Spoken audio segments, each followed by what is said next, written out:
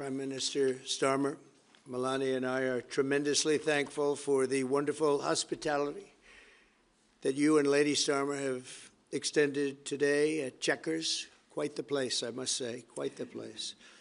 And we're grateful beyond words for the spectacular honor of the state visit yesterday at Windsor Castle, hosted by His Majesty King Charles III and Her Majesty Queen Camilla. These are two fantastic people. We will never forget it. As I said last night, the bond between our countries is like no other anywhere in the world. The United States and the United Kingdom have done more good on this planet than any two nations in human history. That is thanks in large part to the traditions of British liberty, which grew up on these isles, these beautiful, magnificent isles, and were carried by our ancestors to the New World. We're forever joined, and we are forever friends, and we will always be friends. This enduring connection is why I was thrilled that the United Kingdom was the very first country with which we made a historic trade deal, and a very good trade deal. He's a tough negotiator. I think it was a better deal for you than us, but these are minor details. It's a very good deal for both of us. He's a great negotiator who will extend our unparalleled security alliance into the realm of economic security for the first time, and I look forward to finalizing it very soon. We'll have it done very quickly.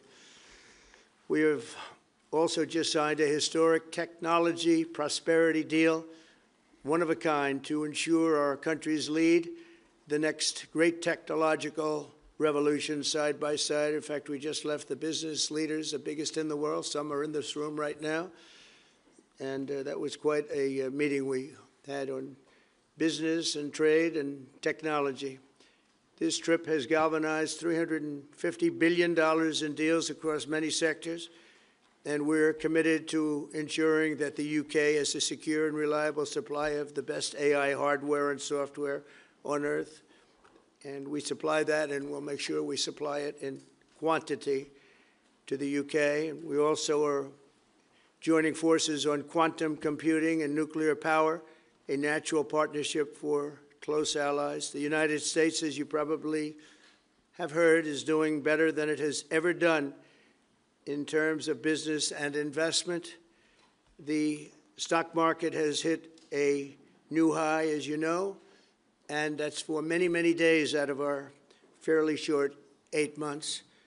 And we seem to be hitting new highs, and I think we're going to do much better even as time goes by. Jobs are at a record, and most importantly, we have more than $17 trillion, $17 trillion, and this is during an 8-month period being invested in the country, which is not only a record, but if you compare $17 trillion to the last year of the Biden administration, they did $250 billion. They didn't do $1 trillion for the 4-year period. We did $17 trillion of investment coming in. A lot of it's because of tariffs, and a lot of it's for a lot of other reasons, but there's never been anything like it. It's an economic superstar. That's what's become. It was mismanaged and badly handled for a long period of time, but it's not badly handled anymore.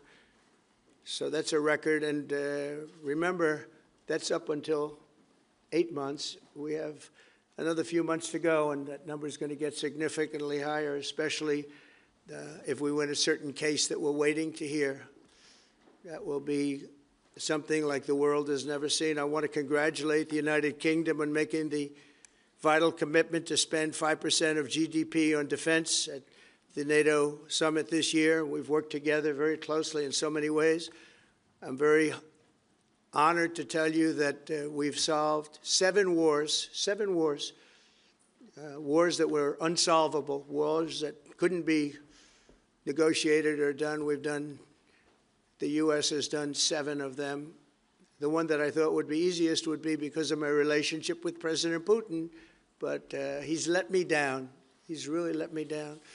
It was going to be Russia and Ukraine, but we'll see how that turns out. But that turned out to be, I thought it might be among the easiest of the group, but we had settled just about every conflict, and as you know, we're working very hard on Israel and Gaza, all that's happening over there.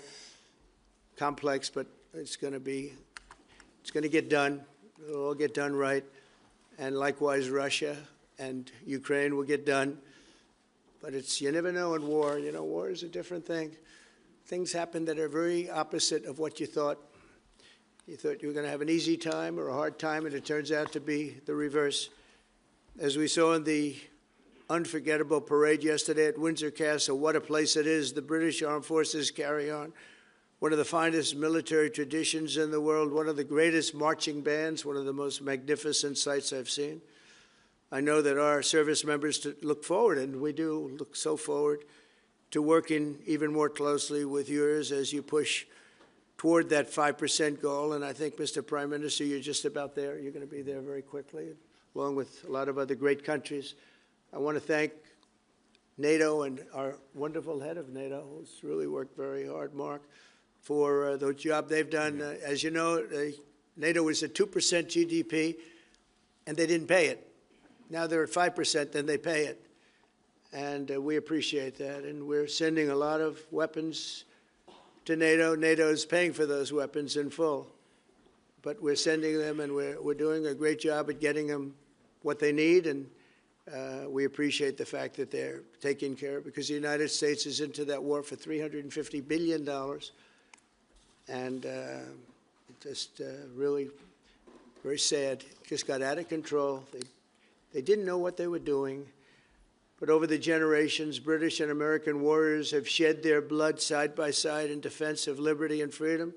And that's why it's so imperative that the United States and the United Kingdom stand together for these fundamental rights and values of the English-speaking world. And we've always stood together, and we will continue to.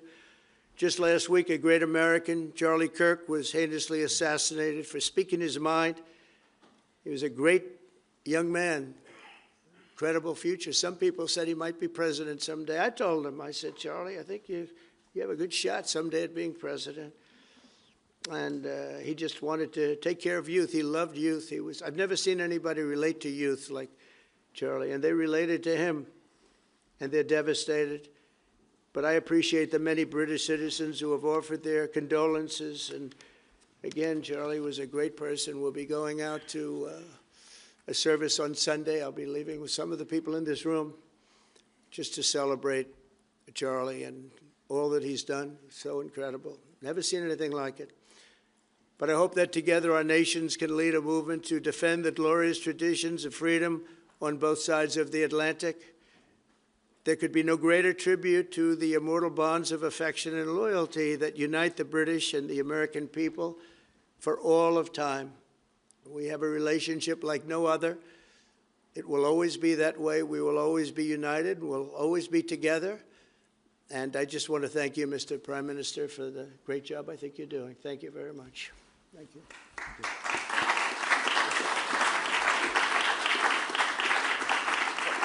Thank you very much, Mr. President. We're going to take some questions. I'll call 2 or 3 to start with, and then I'll pass over to the President. I've got Chris Mason from the BBC first. Chris.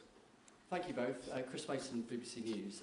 Mr. President, the UK is expected to recognise a Palestinian state in the coming days as the killing in Gaza continues. It often seems that you're the only person that Israel will listen to. What more can you say to them to tell them to stop? And why is the UK's position on a Palestinian state, in your view, wrong? And Prime Minister, what will the recognition of a Palestinian state actually achieve? Is it not just gesture politics to appease people in your own party? Thank you both. Well, Chris, let me just start with that, because we discussed this amongst other things. We had the best part of an hour, I think, upstairs earlier today, just one-to-one, going through a number of affairs, world affairs, in private. And we absolutely agree on the need for peace and a roadmap, because the situation in Gaza is intolerable. The hostages have been held for a very, very long time, and they must be freed. And we need aid to get into Gaza at speed. And so it's within that context of a plan for peace